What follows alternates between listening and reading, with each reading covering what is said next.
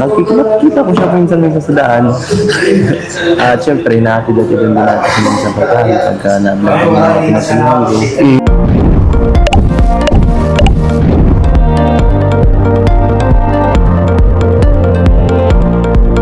Pambansang hobby, may bulong, galawang, Papa Eds and Viancy off-cam. Malalaman din natin ang dahilan kung bakit nga po wala pang vlog ang Edsy.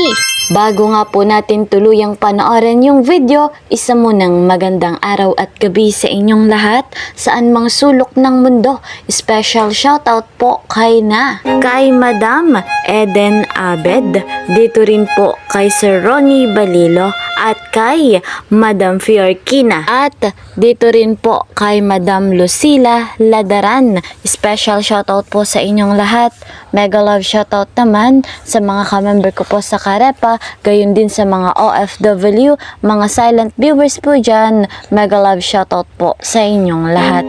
Ang nag-iisang ama ng Kalingap ay walang sawa nating susuportahan, si Kuya Val Santos Matubang, gayon din po si Kalingap Rob, Ate Edna Vlogs, syempre si Madam Jackie Tapia. Alam naman po natin kung ano yung kanilang layunin sa mundong ito, ang marami pa nga pong matulungan, mabigyan ng pabahay, scholarship at financial assistance. Ako naman na inyong lingkod, Kalingap Kel, patuloy po na naglalambing sa bago pa nga po sa aking munting channel. Please po subscribe, like and share my videos at para po lagi kayong updated, huwag niyo pong kakalimutan, click the notification bell. Eto na mga Kalingap, ang matinding bulong ni Kalingap Edu kung saan ibinahagi ni Papa Eds na sila ni Viancy ay may kaganapan off-cam. Malalaman din po natin sa videong ito yung dahilan kung bakit nga po wala pang vlog ang Edsy.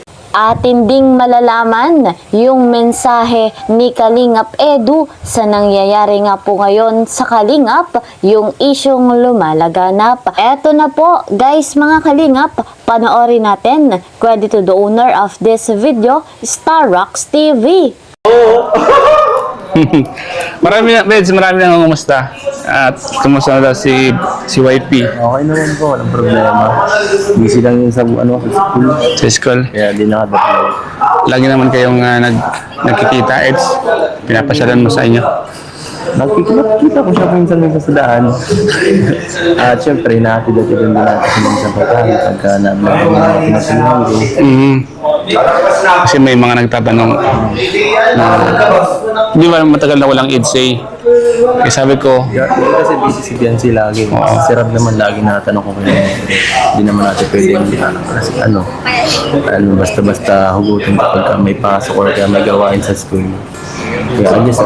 Yan ang hirap kapag guys Biancy kung matulungan guys. Hindi na. Kaya tayo talaga mag-adjust. tama. Sinasabi ko naman sa mga viewers, sabi ko sa amin, lalo kay Kalingap Rob, kay Eds, walang problema. Ang nagkakakomplek lang sa schedule ni Biancy kasi busy sa school, di ba? Yes, busy guys. Minsan, di ba, tayo naman yung minsan nag-a-adjust, nagtatanong tayo kung okay si Biancy. Minsan talaga busy, ano? Yun, at least sinabi mo, Ed, sa mga viewers, di ba? Sinabi mo ng dahilan na kung talaga, minsan nagkaka-problema sa oras sa Biancy. Sa atin naman, walang problema sa inyo, ano? Yung problema lagi ako ready. Kahit may vlog ako, naka-stop ako pag kailangan. Tama. Pag nasa galing pa ako sa mission talaga, dire-diretso ako. Pagka nabasa ko message ko, diretso na rin ako. Alam ko, hindi pwedeng paasahin Tama. ang ating tumulong sa atin. Tama. Hindi pwedeng isang kasing tabi, ano? Hirap ng suporta lagi.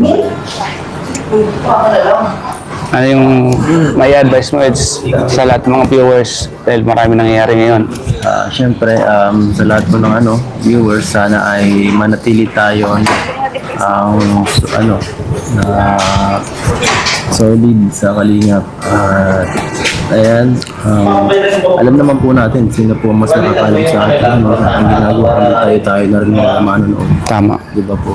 At yung mga solid yan, alam po nila kung ano talagang nagawa natin at patunayan. Hindi na natin kailangan pangalandakan pa, hindi na natin kailangan patunayan pa sa iba kung ano ba yung ating nagawa. At Walang kapalitan dapat na. yung mga ganong mga ingay na pinapansin, nakatataas na mga lalong sa kanila. Kung yung Ang ginagawa nila na paninira pero na yung ano na siya naka oh bro, yung yun. Pwede yan. normal lang yan Basta kapag hindi mo umaangat ka eh. Tama. At ang gagawin natin, mas galingan pa natin para mas wala na sila masabi. Yun ang, baka nakukulangan sila sa ginagawa natin. Di nila. Ayan, napakalinaw ng bulong ni Kalingap Edu at nalaman din natin kung bakit nga po wala pang vlog ang EDSI sa kadahilan ng busy nga po sa pag-aaral. Itong si Viancy. Yaan naman po ay hindi problema. Ang mahalaga ay nakafocus sa pag-aaral si Viancy. Ang mahalaga nga po mga kalingap, mayroong off-cam si hubby and wifey kung saan may time po sila sa isa't isa. Nabanggit nga po ni Papa Eds, paminsan-minsay sila'y nagkikita at si Papa Eds nga rin po ang naghahatid sa paaralan ni Viancy. Napakatindi ng bulong ng love team na EDSI. Doon naman po mga kalingap sa mensahe ni Kalingap Edu patungkol nga po sa nangyayari ngayon.